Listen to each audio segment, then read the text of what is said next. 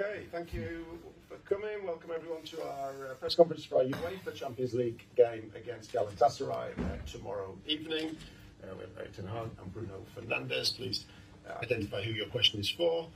Let's start with Can I start with Bruno first, please? Club, while you've been here, worked so hard to get into the Champions League and you've not always managed it. How much of a blow would it be if you didn't qualify for the knockout round? No, obviously for us it's really important to be in the competition. We want to be in the middle of the best clubs in Europe. It's, as you said, it's obviously disappointing if we don't go through.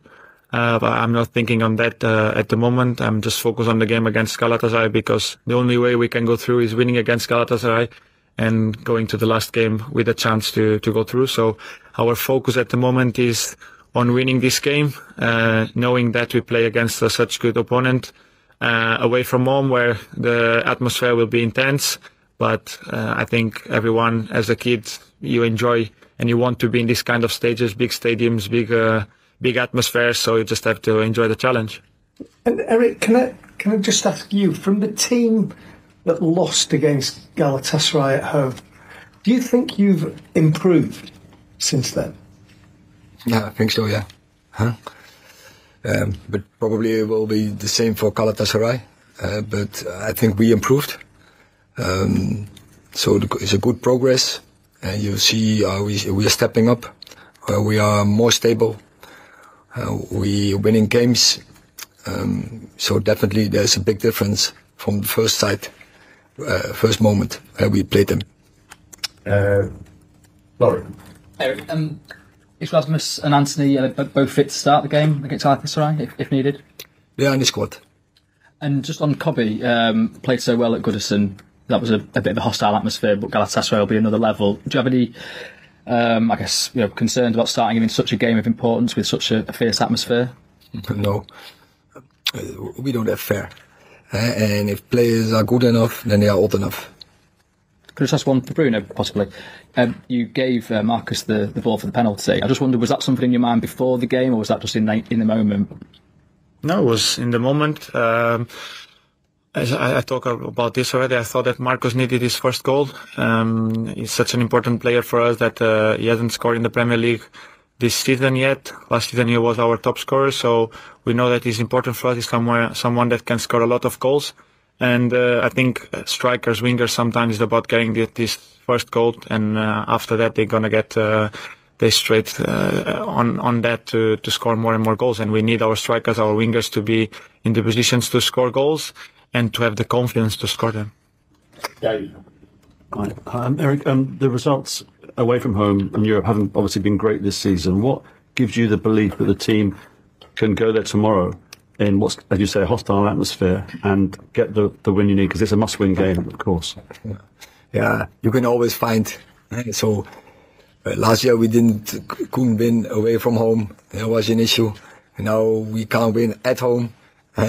So now we win away games, and now you're bringing up we don't win away games in Europe. Yeah, we know we can do, and we are confident because the last games away from home in the league, also a very hostile environment, we played very well. We were very calm and composed. This team also last year in Barcelona. So we know how to deal with it, and I'm sure it will be tomorrow a confident team on the pitch. And is that something you'll stress to the players and Bruno as well as captain, that you need to keep your heads? It's you have to be disciplined tomorrow night. Not react to anything, because there will be provocation. There will be, the opponents will be trying to do that to you. How important is that to not rise to that? Absolutely. You have to stay calm in your head. And don't get too emotional. You need the emotions, but you have to control it. And that you don't give them anything, and that you don't give the refereeing as well. That moment that they gonna take. And so you have to stay away from such moments. But you have to. We know how to deal with it. You have to play confident, and you have to make it your game. So it's not that important how the opponent is playing. It's important how we are playing, how we are dealing with possession, how we are dealing with out of possession. So normal stuff, and we will make a good plan. But then, in the end of the of the moment, the players, they have to decide. They have to manage the game. Jenny. Hi, Erik. I'm a bit like winning at Everton. How much sort of a boost would a win be in Turkey for the development of your team and where you like to go this season? Because, you're obviously getting better, and this would, kick you on again, I suppose. Yeah, of course it will help. But as the previous question on Bruno from Simon, I don't think in scenarios. First, we have to do it. So rise to the occasion, get the performance, and then we see what it will do with the team. But I think you can point out what it will do. Same as we beat Everton, difficult game in that environment, an opponent in form. If you beat them, it gives belief, it gives confidence. And just with regard to Bruno giving the penalty to Marcus at Everton, as a manager, do you support that? Because you're 1-0 up, you need a win. It's great that it went in, but if it doesn't go in, do you just say fair play to Bruno for showing leadership, or do you sort of think, well, you're the penalty taker, you should have taken it? We have a list of penalty takers, and is there no number for the penalty takers who's going to be the first, second, or third? Is being myself, because in the past few years it's being always me. But when I arrived at the club, Marcos was the penalty taker. He was injured when I arrived and I start taking my penalties, so he was always respectful on the side of saying, like, you're doing it now, you're doing it well, so keep going. At moments he had his moment to take the penalty. Sometimes we had that moments to give the ball to each other. And I think it's not important who take it, because I think the manager puts a paper out there with the penalty takers, and the two names was for that game was me and Marcos. So it's just about decide who's going to take that. It doesn't have to be always Bruno. It doesn't have to be always Marcos, but has to be someone where we are 100% sure that the ball is going to go in. We never 100% sure, because it's 50-50 every time. I could have taken the penalty and missed probably, and we will never know. But the thing is that Marcos took it and scored, and that's no issue about that. Thank you. It's not 50-50, yeah. That is, with them, we are confident with Resi and with Bruno. We know they will score. But I want to emphasize, I think it's great leadership. If you understand that your teammate need the goal, and you have confidence in each other to give the penalty away. But I'm sure Bruno would have made him as well. Okay. I was going to say, is this a good example as why Bruno is your captain? That is one of the examples, yeah. I just wanted to ask about Kobe Manu, because obviously there's been a lot of attention on him since his performance on Sunday. Praise for his performance, but even looking longer term and talk about his international future as well. Do you welcome that kind of attention, or do you need to calm it down a little bit, given it's such a fledgling career at the moment? Yeah, but I think that's we are very pleased with that performance, but it's one performance. And you have to do it on consistent base. But Kobe is so mature, he knows that. And we are confident he will do it. But first you have to prove, as we all have to prove. You're always that good as your last game. But when he's getting that kind of attention, Erik, as well, Bruno, how do you as well? How do you look after a young player in this kind of environment?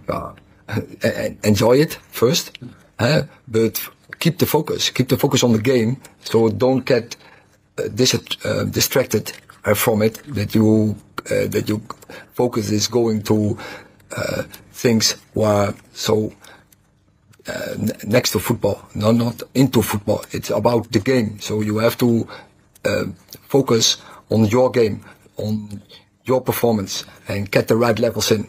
And so if a player, when we observe, he's getting distracted from it, and when he's move away from football, we will tell him.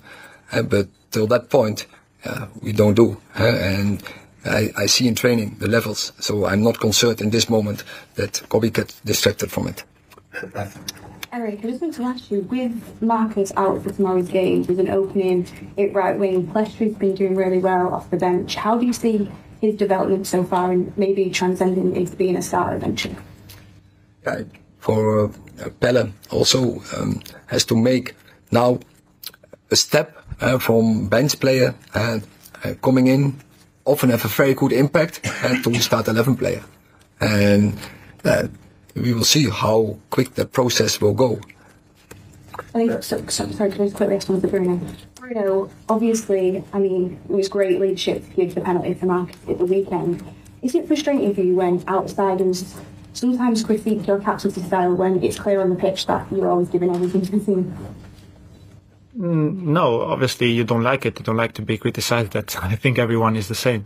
But at the same time, you know, I have to do the best, or what I think is the best for the team. I'm not always right, but in my head at the moment is the right choice, so I do it.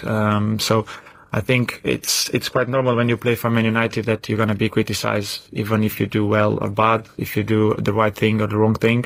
So I just have to deal with that. It's kind of normal since I arrived at the club. You know, in the beginning, was everything perfect, because when you arrive and in the first game, if you do something different than anyone else is doing, it's going to be all flowers. But after that, I understand that it's going to be, the tough part is always coming after the first games, because when the results not coming, when your performance are not as everyone expect to be, because the expectations are always higher and higher. And I know that since I arrived at the club, obviously my numbers made myself a target. So not keeping the same numbers on assists or goals sometimes is a problem for me in the criticism, because they're gonna take from there.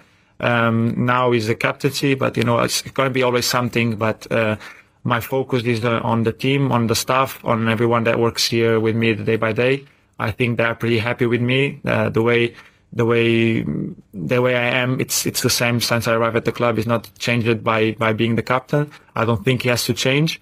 I'm really open with everyone, so no one until now has have a problem with me. So I think I should keep like that. Everyone here is pretty happy with my leadership, so I think I have to keep the same way. Bruno, obviously Alejandro Garnacho scored one of the best goals of the season. Does that give a moment of brilliance like that? Does that give the team a lift ahead of such an important game against Galatasaray? No, it give a lift against Everton. I hope we can do it against Galatasaray. It will be amazing to have another goal like that. But obviously we expect moments like that from Garnacho. Is a special talent that have these kind of moments in games that can help us to win games. Him and we have such young players in front that in moments they can change the game to our side. I think we had it in the past, even like most recent with Scott against Brentford at home. You know, when not being a striker coming in and have that moment inside of the box. As a striker, the killer instinct that gives you the win. You know, you need this kind of special things sometimes to win games, and Garna has done it many times. Both Anthony are capable to do it. Pellistri is also someone capable to do. Rasmus also can do it. And after us from behind as midfielders, defenders, in some moments we can have a ball where we can decide the game, and we have to take it. Is it true that Alejandro's been practicing those moves in training, the bicycle kicks? And do you think he has the mentality to become one of the best players in the world? I don't know if he's been training that. It's not going to be good for his back, but I think, as I said, yes, been that special talent for big moments to be decisive. But I'm more happy for his work off the ball against Everton. Was for me the best game he has done until now. He was amazing, and I think when he can put together that with his qualities to score goals and help the team up front, is going to be such a good player. I think he's already a great player, but I think as for his age and for his talent, he can be much better than he is actually already. Okay, and finally we have 2 questions from the Turkish media, which are going to be read by Sarah. So first one from Anadolu Agency is Galatasaray's victory over Manchester United in 1993 is a very important milestone in Turkish football, and it was the game that created Galatasaray's famous chant, "Welcome to Hell." How do you plan to protect your players from the feverish atmosphere in Istanbul, and what are your plans to get out of hell? We have to make it our game, and it's the history. And obviously, Manchester United has a great history, but you can't take any guarantee from it in the future. So we have to make our own future. And the next question is from TRT Sport. In the previous 3 matches played against Galatasaray in Istanbul, Manchester United have failed to win or score a goal. Do you feel any pressure because of this? And looking back on your defeat to Galatasaray at Old Trafford last month, in your opinion, what did you do wrong in that game and what lessons did you learn from it? I think similar answer. It's the past. So tomorrow it's about the future. So we have to make it our game. So it's on us. Thanks very much. Thank you very much. Thank you. Thank you.